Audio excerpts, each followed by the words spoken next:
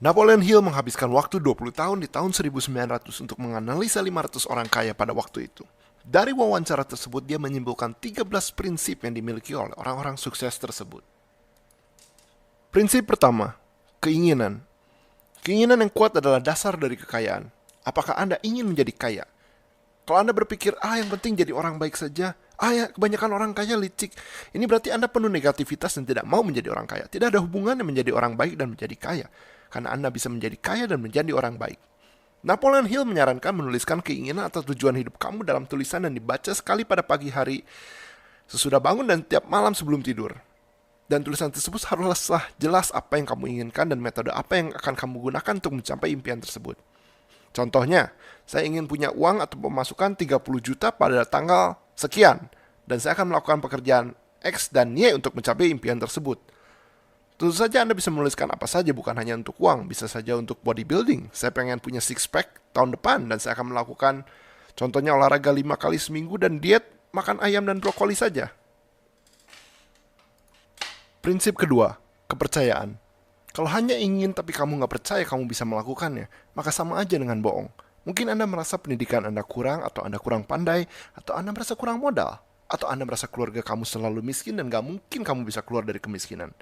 Ini merupakan ciri orang gagal. Orang kaya akan percaya mereka bisa mengatasi kekurangan mereka. Dan sudah ada banyak orang sukses kaya berasal dari keluarga yang tidak pandai, berasal dari keluarga miskin, atau berasal dari desa yang keluar dari kemiskinan dan menjadi orang kaya. Kalau Anda memiliki masalah dalam hal mempercaya diri Anda sendiri, maka untuk mengatasi masalah kepercayaan ini kamu bisa menggunakan prinsip ketiga, yaitu autosugesti. Prinsip ketiga, autosugesti. Manusia bisa mengubah pikiran bawah sadarnya dengan autosugesti. Autosugesti adalah trik psikologi untuk menipu atau memengaruhi otak Anda untuk berpikir ke arah tertentu. Dalam hal ini Anda mau berpikir dan bertutur kata ke arah yang kamu inginkan, seperti contohnya kekayaan. Dengan melakukan ini, maka Anda memprogram ulang alam bawah sadar Anda untuk tertarik ke arah yang Anda inginkan. Napoleon Hill menilai banyak orang tidak mengerti cara mengontrol hal ini yang mengakibatkan banyak orang hidup dalam kemiskinan. Karena mereka membiarkan alam bawah sadar mereka terpengaruh dari sugesti orang lain yang kebanyakan bernilai negatif atau meremehkan. Dicontohkan dalam sugesti diri sendiri dengan memvisualisasi di mana Anda sudah mencapai tahap yang Anda inginkan. Dalam hal ini contohnya aktor Jim Carrey pada waktu dia belum terkenal dan miskin. Dia sudah memvisualisasi dirinya mendapatkan uang 10 juta dolar untuk nilai servis yang dia lakukan. Dan tidak lama kemudian dia sukses menjadi aktor papan atas dan mendapatkan honor 10 juta dolar per film. Itulah kenapa visualisasi untuk autosugesti ini penting. Contoh lain nih, misalnya Anda mau menjadi streamer gamer, kamu harus bisa mengandai yang sedang nonton stream kamu itu ribuan, walau aslinya yang nonton masih sedikit. Karena nggak bisa dong, yang nonton masih cuma 1 atau 2 orang. Gue ngasal dulu aja deh, ntar streaming yang benar-benar bagus kalau udah ada 100 orang yang nonton. Karena kamu harus bisa memvisualisasi memberi servis nilai untuk di tahap yang kamu inginkan. Saya bikin video ini walaupun subscriber sekarang hanya puluhan. Saya memvisualisasi bahwa saya bikin konten ini untuk 1 juta orang subscriber. Hanya dengan begitu Anda akan berpikir di alam bawah sadar kesuksesan. Prinsip keempat, spesialisasi pengetahuan. Ada 2 jenis pengetahuan, yaitu pengetahuan umum dan pengetahuan khusus. Pengetahuan umum tidak akan menghasilkan uang. Banyak orang berpikir salah bahwa punya banyak pengetahuan umum akan menghasilkan kekayaan. Inilah yang salah dalam pendidikan di dunia ini, karena sekolah hanya mengajarkan pengetahuan umum tanpa mengajarkan bagaimana menggunakan pengetahuan tersebut. Pengetahuan khusus adalah pengetahuan yang lebih dalam akan sesuatu. Contohnya dokter umum dan dokter spesialisasi. Tentunya dokter spesialisasi akan mempunyai biaya konsultasi yang lebih tinggi daripada dokter umum. Yang Anda mau adalah mempunyai pengetahuan khusus yang dapat diaplikasikan untuk arah kekayaan. Jadi mempunyai kemampuan khusus yang jarang dipunyai orang saja tidak cukup, tapi Anda pun harus bisa mengaplikasikan pengetahuan tersebut ke arah kekayaan. Prinsip kelima, imajinasi. Imajinasi adalah cara untuk mengubah keinginan menjadi kenyataan. Keinginan masih dalam sesuatu yang tidak berbentuk berwujud, kecuali dibentuk dengan imajinasi. Pada prinsip pertama, Anda mungkin kesulitan dalam menulis metode apa untuk memenuhi keinginan atau tujuan hidup kamu di. Imajinasi adalah cara untuk mengisi metode tersebut. Prinsip keenam, perencanaan yang terorganisir. Dari keinginan yang telah dibentuk dengan imajinasi, langkah berikutnya adalah perencanaan yang terorganisir. Di sini Anda menuliskan detail apa yang akan Anda lakukan untuk mencapai keinginan tersebut. Contohnya hari ini saya akan melakukan XYZ, besok saya akan make XYZ lagi, dan terus sampai di hari Anda akan mencapai keinginan tersebut. Dan bila rencana Anda gagal, jangan kecil hati dan mundur dari keinginan, tapi bikin rencana baru dari pembelajaran mengapa rencana lama gagal, dan lanjutkan sampai keinginan tercapai. Prinsip ketujuh, keputusan. Orang sukses cepat membuat keputusan dan jarang mengganti keputusan tersebut. Sedangkan orang gagal atau orang yang malas jarang membuat keputusan dan sering mengganti-ganti keputusan. Contohnya aku mau ngelakuin A, sebulan kemudian B lebih menarik. Seminggu kemudian orang itu ngelakuin C kayaknya lebih menguntungkan. Gue ikutan ngelakuin C. Bulan yang depan lagi balik lagi deh ke A. Ini adalah contoh prinsip orang yang malas atau orang yang gagal. Prinsip ke-8, kegigihan. Ini adalah prinsip yang paling klise, tapi memang ciri-ciri orang sukses tidak akan berhenti di kegagalan pertama. Orang sukses selalu bangkit lagi. Orang gagal, baru gagal 1 kali, 3 kali, langsung berhenti. Sedang orang sukses akan terus mencoba sampai sukses. Berikut adalah orang-orang sukses dengan kegigihan. J.K. Rowling, pembuat buku Harry Potter, ditolak 12 kali sebelum ada penerbit yang mau menerbitkan bukunya. Walt Disney ditolak 302 kali sebelum ada orang yang mau nerbitin kartun Disney. Colonel Sanders, pembuat KFC, ditolak 1009 kali sebelum ada yang mau mengambil resep ayamnya.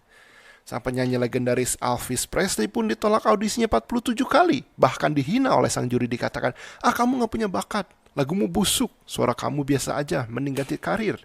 Tapi mereka semua tidak berhenti ketika ada penolakan. Mereka terus gigih sampai impian mereka terwujud.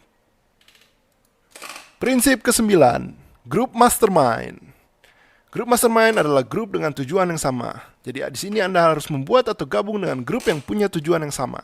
Kalau Anda ingin kaya, gabung dengan grup yang berkeinginan sama. Kalau Anda ingin punya badan fit dan kuat, Anda gabung dengan grup bodybuilder. Dengan adanya banyak orang yang berkeinginan yang sama, maka ide atau trik yang dihasilkan akan lebih banyak dan lebih baik daripada yang dihasilkan oleh satu orang. Triknya di sini adalah Anda harus diisi dengan orang-orang yang memberi nilai atau pengetahuan ke sesama. Nggak akan bisa gabung dengan grup pengen kaya tapi isinya orang-orang yang pengen cepat kaya instan. Nggak bisa gabung grup bodybuilder tapi isinya orang-orang pemalas nggak mau olahraga semua. Prinsip ke-10, memutasi keinginan seks. Napoleon Hill menemukan bahwa naluri seksual adalah sesuatu yang sangat kuat. Dan naluri tersebut dapat dialirkan dan dimutasi ke arah yang produktif.